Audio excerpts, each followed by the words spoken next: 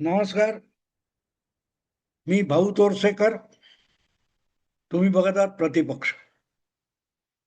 मित्रांनो, operation tiger सध्या गुंडाळून ठेवले अशा बातम्या आणि चर्चा ऐकायला मिळाल्या.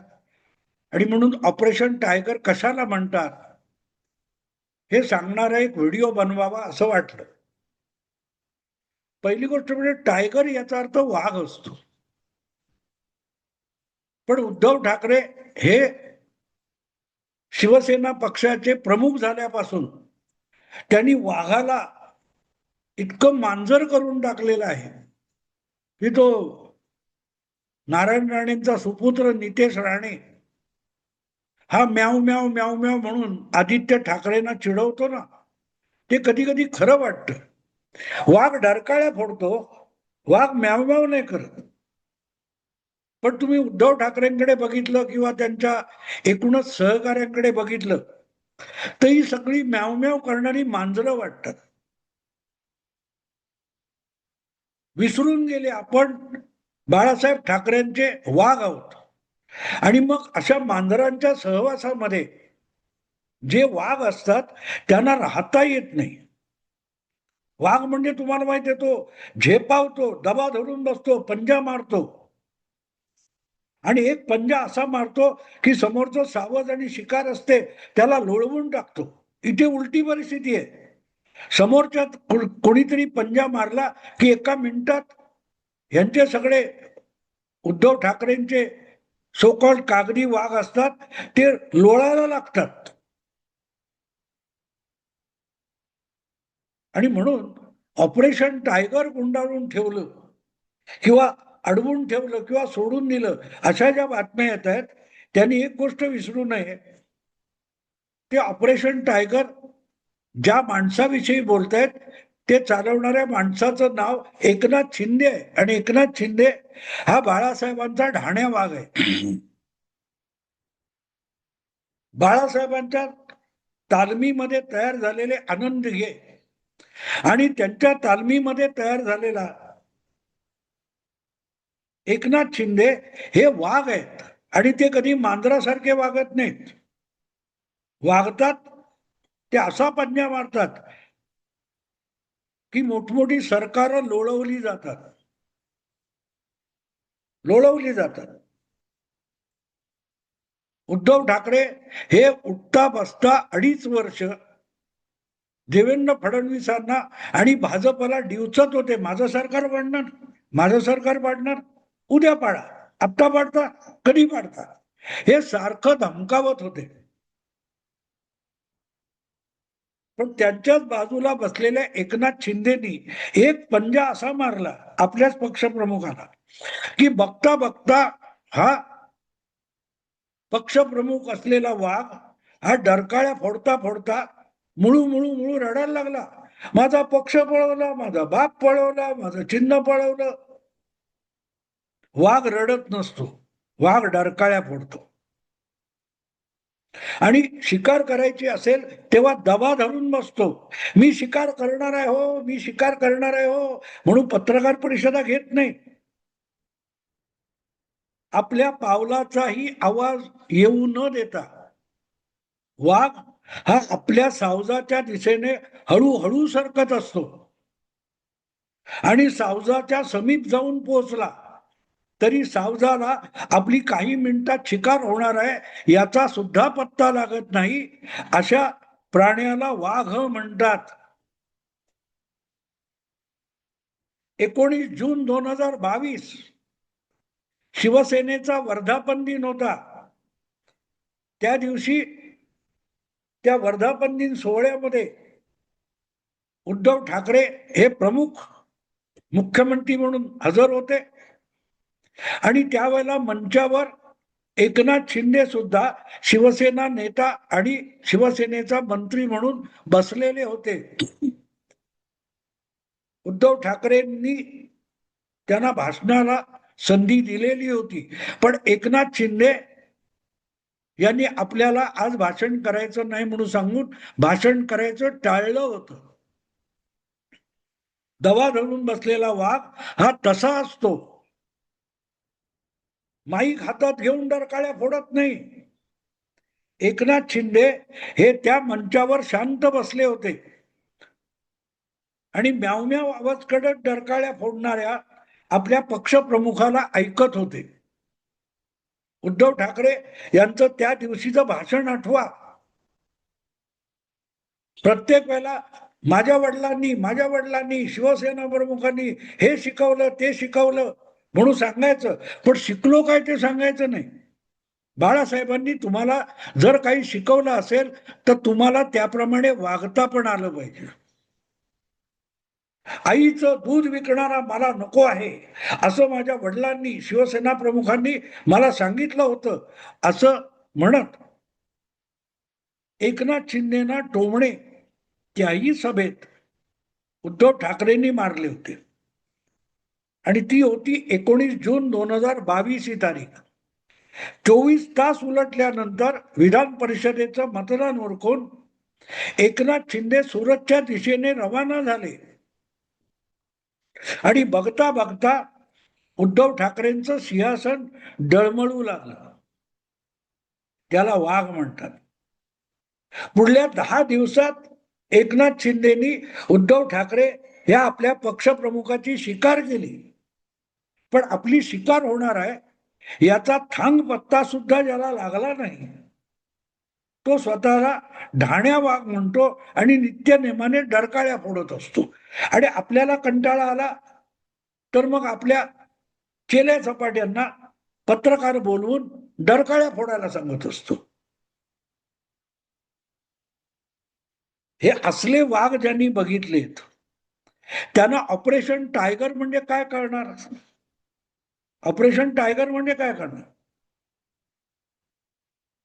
1992च्या जानेवारीमध्ये 1991च्या डिसेंबरमध्ये महाराष्ट्र विधानसभेचं नागपूरला अधिवेशन होतं आणि त्या अधिवेशनामध्ये शिवसेनेचे 18 आमदार घेऊन छगन भुजबळ यांनी शिवसेना सोडली मध्यरात्री. ते काँग्रेसमध्ये गेले. पण पुढचे 3 महिने छगन भुजबळ यांना मुंबईत याची हिंमत झाली नव्हती. एकनाथ शिंदे हे 20 जूनला सुरतच्या दिशेने गेले आणि 30 जूनला ते मुंबईत परत आले आणि उद्धव ठाकरे यांच्या जागी मुख्यमंत्री म्हणून बसले. छगन भुजबळ आणि एकनाथ शिंदे यांची तुलना करा. बाळासाहेब ठाकरे आणि उद्धव ठाकरे यांची तुलना करा, मग कळेल टायगर कशाला म्हणतात. बाळासाहेब काय जाऊन छगन भुजबळांच्या थोबाडीत मारणार नव्हते. पण बाळासाहेबांनी छगन भुजबळ यांच्या विरोधात आवाज उठवलेला आहे. त्याचे किती परिणाम भीषण होऊ शकतात हे भुजबळ ओळखत होते. म्हणून 3 महिने मुंबईत येण्याची हिंमत त्यांनी कधी दाखवली नाही. अगदी सगळा सुरक्षेचा बंदोबस्त होता. कारण भुजबळ मंत्री झालेले होते, पण मंत्री असूनही मुंबईत यायची भुजबळांना हिंमत झालेली नव्हती. आणि उद्धव ठाकरे यांचा बछडा काय बोलला होता आठवत. 28 ते 29 जून 2022ला विमानतळावरून विधानसभेपर्यंत जाताना वाटेत वरळी लागते. वरळीतून एकनाथ शिंदे जाऊ शकणार आहेत का. आले, विमानतळावर आले, वरळी मधूनच थेट विधानसभेपर्यंत गेले आणि तुमची खुर्ची काढून घेऊन गेले. तुम्हाला पत्ता लागला नाही. कारण तोंडाची वाफ दवडणं. आणि म्हणून तो नितेश राणे हा आदित्य ठाकरेंची म्याव म्याव म्याव म्हणून टिंगल करतो, ती उगाच नाही.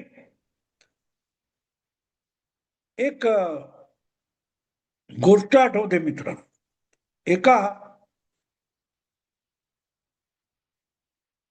साधूच्या आश्रमामध्ये त्यांना एक उंदीर दिसतो साधू महाराजांना आणि तो घाबरलेला असतो, बेदरलेला असतो.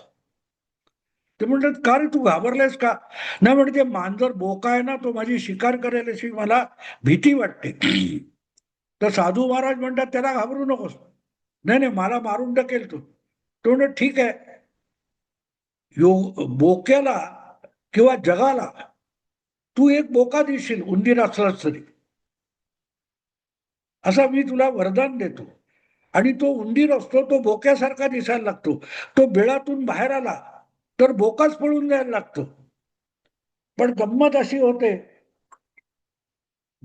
होते की हळूहळू करत त्या उंदराला बोक्याची भीती वाटत नसली तरी त्या आश्रमात फिरणाऱ्या कुत्र्याची भीती वाटायला लागते. आणि परत एकदा साधू महाराजांना तो घाबरलेला उंदीर दिसतो तर ते त्याला विचारतात, तू घाबरलास का? का घाबरलेस? तर तो म्हणतो नाही, कुत्रा मला मारेल अशी भीती वाटते. तर ते म्हणतात ठीक आहे साधू महाराज, मी तुला दुसरं वरदान देतो, तू आता कुत्र्यासारखा दिसशील, कुत्र्याची भीती वाटायचं कारण नाही. आणि कुत्रा असल्यामुळे मांजरही तुला घाबरेल. आता बिळातून बाहेर आलेला उंदीर सगळ्या जगाला कुत्र्यासारखा दिसायला लागतो.